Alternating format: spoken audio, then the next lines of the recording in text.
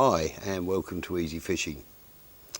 This is a reshoot of a video I did yesterday because I wasn't happy with the quality.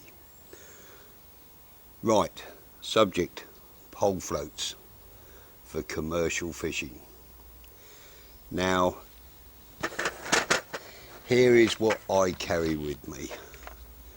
This is my top tray off my Octopus Super stool.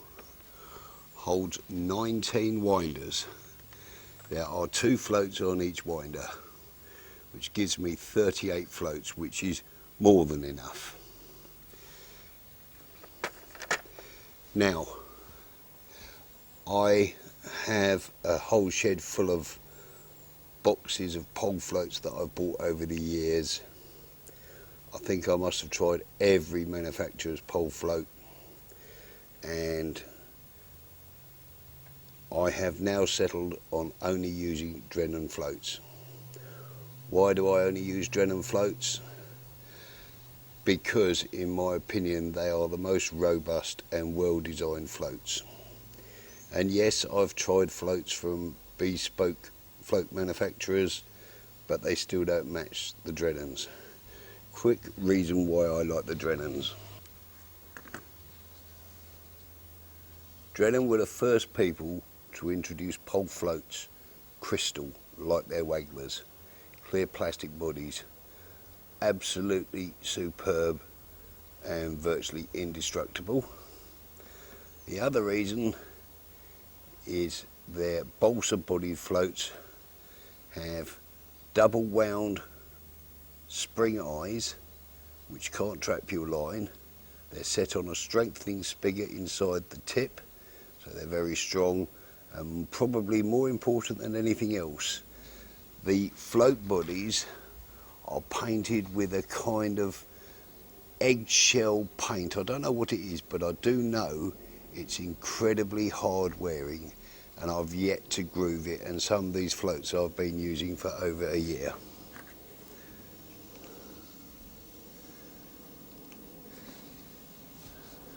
So, as a beginner, when you go into a tackle shop, you are faced with a bewildering variety of pole floats.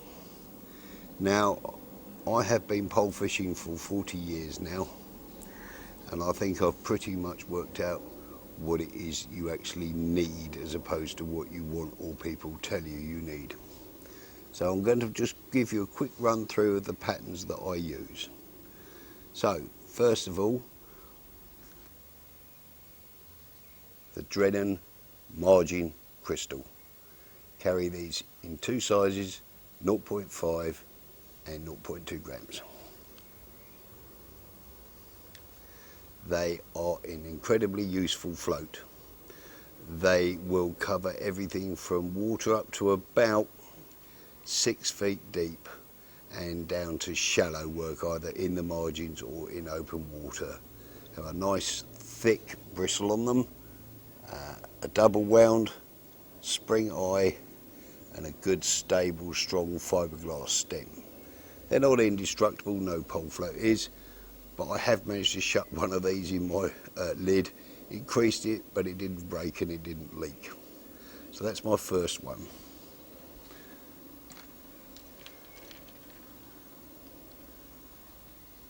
The second one is again a crystal. This is the Crystal Dibber. Tiny little float, about 2 inches long. Has good strong short fiberglass stem, crystal clear body, and a domed top for good visibility and to support bigger baits. This one doesn't have a double wound spring eye, but I've still not managed to pull the eye out of it yet. It's glued in underneath the cap. What do I use this for? Shallow fishing. Carry it in 2 sizes, 0.2 and 0.4, and they are absolutely superb for shallow fishing, for anything from silvers to carp.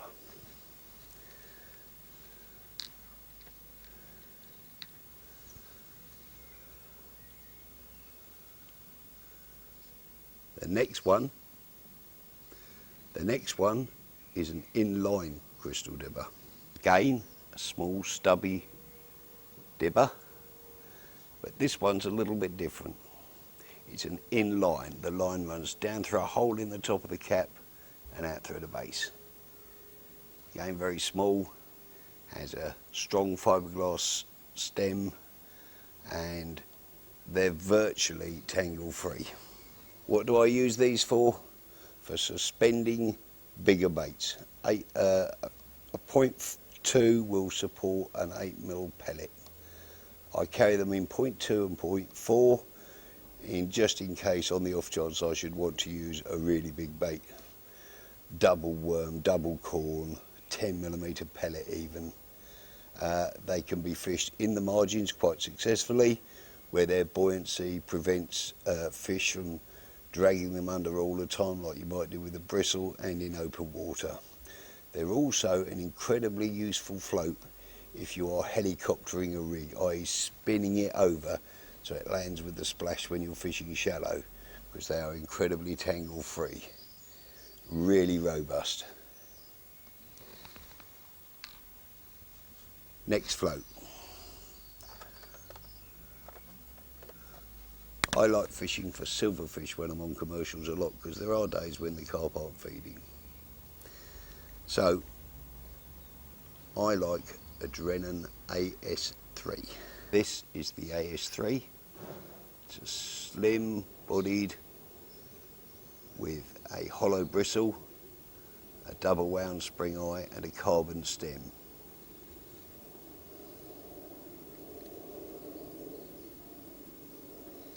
I use these for my silver fishing, though they will catch carp quite happily because they're quite robust. I carry them in 3 sizes, 0.2, 0.4 and 0.6. And I use these a lot. Right, the next float I choose is a very similar design.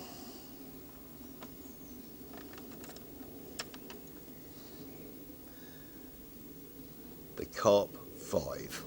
Very similar to the AS3, hollow bristle, slightly thicker bristle this time, slim balsa body, but this one has a wire stem for stability.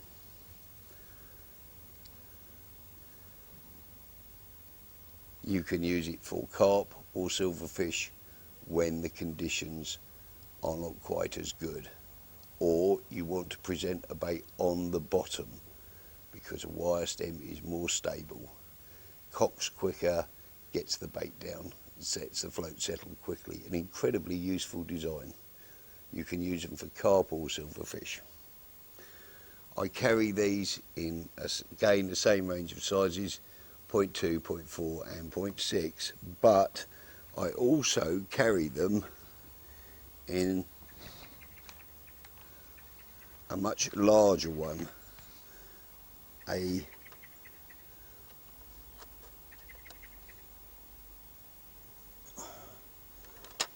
1 gram, for the days when you're faced with deeper swims, strong winds, undertow, and you need to get a stable bait. And as you know, in this country we do get quite a lot of wind, so it's essential to not just have ultralight patterns but something a bit more stable as well. An incredibly useful pattern, and I like this one very much. This one is the Carp 2. Here we have the Drennen Carp 2. It has an extra long and even slightly thicker bristle with 2 colours on it and a black band in the middle. Has a rugby ball shaped body and a long carbon stem. Very stable design. Why do I use these? I like these when I'm fishing for lift bites for bream, and what we use is what's called a double bulk. So when you get a lift bite, the float which is cooked down there sticks up and you see a very noticeable lift bite, or a good old-fashioned gazunder. And it's a very useful design. I carry them, again, slightly bigger sizes, 0.4 and 0.6, and a big one, and this one's a 1 gram for the days, again, deeper water, windier conditions. The last two designs I think you need to consider are the Allen Scotthorne AS 1 and 2. Very similar in design. The AS2, this one here with the yellow top, has a slightly thicker bristle and a slightly more bulbous body and a wire stem for stability. The AS1 has a slightly slimmer bristle, slimmer body, and again a wire stem. I like these two floats for pellet fishing, though you can use corn on them, bits of meat, but basically they give you a nice stable presentation for when you're fishing on the bottom. Now when it comes down to commercial fishing for carp, you basically fish for carp in two ways. You either fish for them on the bottom, usually we're saying like hard pellets, corn, whatever, meat, worms, or you fish for them shallow. You can catch carp on the drop, but if you get them feeding in mid-water, so they're swimming around, you get a lot of foul hookers and lost fish. So I try and fish for them two ways, either on the bottom, when I'll use a stable design, or up near the top when I'll use a shallow float. And that's basically the patterns that I use. They serve me for 99.9% of my pole fishing on commercial fisheries. Now, a word of advice about buying. When you buy pole floats, always buy 2 at a time. Don't go in there and say, oh, I'll have a 0.2 or 0.3 or 0.4 or 0.5. Don't do that. Buy 2 of the same size. So for instance, I would have in the crystal margins, I'll have 2.5s and 2 in 0.2.